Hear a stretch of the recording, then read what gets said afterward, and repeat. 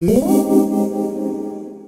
one of the more common objections that I also hear is just like, how could God allow His church to be lost for like 1,000 years if if the Reformation was a good move? Like you have like the Catholic Church and the Orthodox Church, which dominate Christendom from at least like maybe like 500 A.D. to 1500, and only in like 1517 with Martin Luther, you get this Reformation that starts to tick. And I know you've kind of said this is not entirely true earlier, but you just want to talk a little bit about this objection here. Yeah. Well, the claim assumes, it's making some presuppositions. They're assuming that the church has always been Roman Catholic or it has always been Orthodox, when as a matter of fact, early Christians in the first 3 centuries of the church, they all embraced the word Catholic. I mean, the Apostles' Creed says, the Nicene Creed rather says, I believe in one holy Catholic Apostolic Church. And the word Catholic simply means universal or global. And so I see myself as a Catholic Christian. I'm not Roman Catholic. I don't submit to the Bishop of Rome. I am Catholic. All Christians, the Church of Christ is Catholic. It's universal, made up of all people. And so the assumption they're making is the Roman Catholic Church, as you know it today, was here for 2,000 years. And that is an audacious claim, to be sure. But we need to understand that we don't know the hearts of all of God's people throughout history. We know that there were people in the early church. We know that Clement of Rome. We know that people like Diognetus. We know that Athanasius. We know that Augustine had very high views of Scripture as ultimate authority. Augustine spoke about God's election, predestination. He spoke about views that Calvin would later emphasize in his Institutes. And then, of course, as we move through church history, we hear these Christians that, again, we're not talking about, we don't have this wide access to all the information about all these Christians and all the time. We don't know that. What we do know is what has been recorded, what has been written down. And we know that throughout church history, there have always been those who opposed, for example, the supremacy of the Bishop of Rome. When he made these grand claims to supremacy, there were Christians who opposed that. And then as you move into the turn of the millennium, I mentioned the Waldensians. The Waldensians were opposing the Bishop of Rome. They were emphasizing the Scriptures. They were emphasizing preaching alone. And that was 400 years before Luther that came on the scene. So I think that there has always been a remnant of God's people. And I think this is important because it's never the majority. It's always the remnant. It's always the minority. And look at the days of Elijah. Israel is in rank apostasy, worshiping Baal. And Elijah thinks he's the only one left. And he actually says to God, take me out. I'm not better than my fathers. I'm the only one who serves you. And it's over. I've done my best, Lord.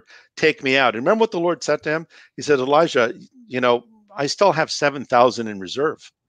I still have 7,000 who have not bowed to Baal. And so the point here is this: God has always had his remnant. Even in Israel, when we think of the time of King Josiah, when you think about the fact that the prophetess Huldah, imagine calling your daughter Huldah, the prophetess Huldah discovered the book of the law in the temple. When they were repairing the temple in the days of King Josiah, she discovered the book of the law, which was missing. So for all those years, those apostate kings were rejecting the word of the Lord and they were worshiping these other gods. And when Josiah read that Torah, the books of Moses, it says Josiah was so repentful and realized why these calamities had come upon Israel. And so you need to understand that there have been long periods of apostasy in the history of God's people.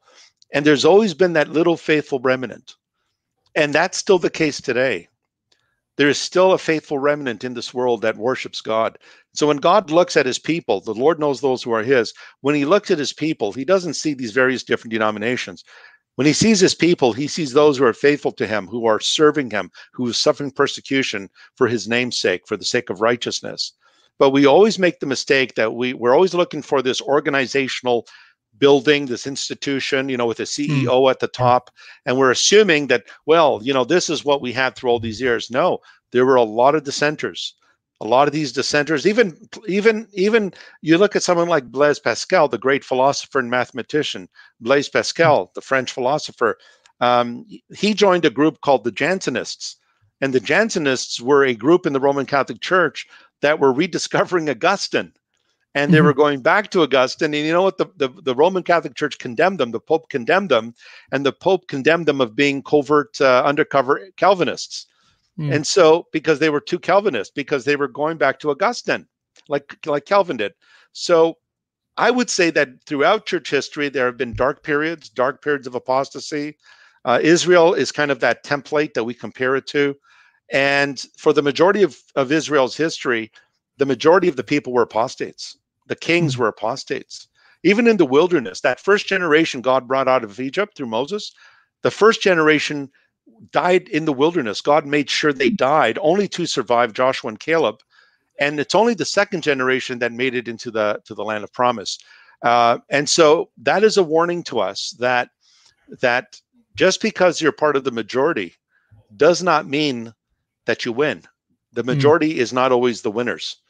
So I think that God has been faithful. There has never been a time in human history where God was without a witness. Some of them we know about because of various writings that have been preserved. Others, there's a lot of unknown soldiers, unsung heroes that God knows and that have made a difference in world history.